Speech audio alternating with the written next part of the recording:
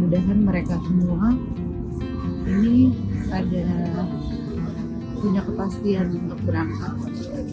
Aktris Meisya Siregar dan suaminya musisi Baby Romeo belum lama ini bertolak ke Tanah Suci untuk melaksanakan umrah. Keduanya diketahui telah tiba di Tanah Suci pada 24 Februari 2026 lalu. Tepat pada Sabtu, 28 Februari 2026, lalu konflik antara Iran dan Amerika pecah, hingga Meisya dan Baby yang tengah umrah pun ikut terkena dampaknya. Saat akan pulang ke tanah air, aktris 46 tahun ini sempat tertahan di Mekah lantaran penerbangan dari dan menuju Arab Saudi ditutup imbas perang antara Iran dan Amerika Serikat.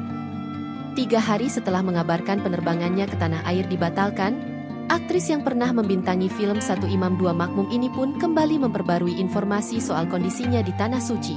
Lewat unggahan Instagram Story yang diunggah ibu 3 anak ini terlihat situasi terkini di Bandara King Abdul Aziz, Jeddah.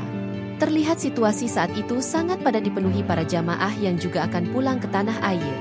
Ini para jamaah yang ada di Bandara Haji, ujar Meisya dikutip Rabu, 4 Maret 2026. Lebih lanjut, ia berharap para calon penumpang yang saat itu menunggu di bandara memiliki kepastian akan jadwal keberangkatan mereka. Mudah-mudahan mereka semua punya kepastian untuk berangkat.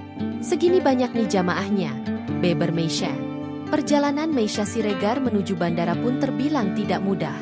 Ia dan sang suami sempat harap-harap cemas akibat mobil jemputan mereka terlambat datang.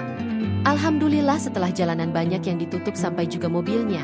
Alhamdulillah, udah deg-degan. Tambahnya dalam Instagram Story lain.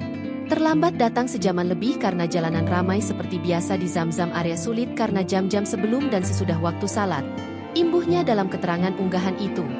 Download Tribun X sekarang, menghadirkan lokal menjadi Indonesia.